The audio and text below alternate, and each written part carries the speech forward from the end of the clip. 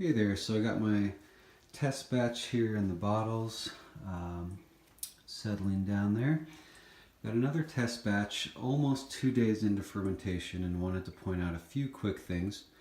The first you'll notice is we're well underway with regards to our producing of the alcohol. That's what's producing the airlocks to cause that bubbling.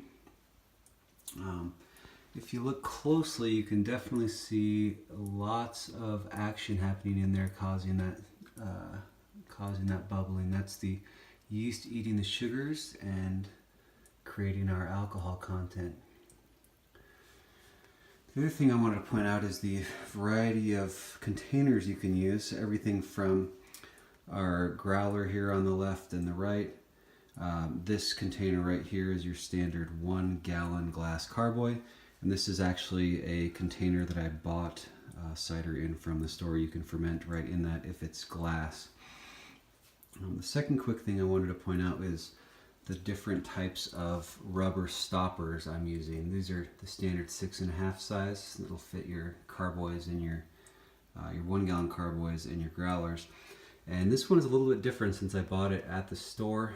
Bought the glass at the store. It's not standard top, so this is a universal fit rubber stopper. It's got a big taper there from the top to bottom, you can see, and that's intended to fit a wide range of openings, so that comes in quite handy with the non-standard type.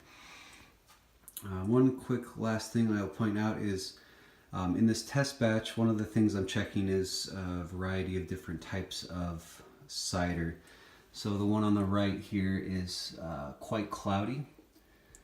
You can see that there, and then the other ones are more kind of your standard store-bought apple juice or apple cider. So about 2 days in, so about once or twice a day, I like to give them a little stir there, and you can go ahead and see the airlock go crazy on those. Whoops. So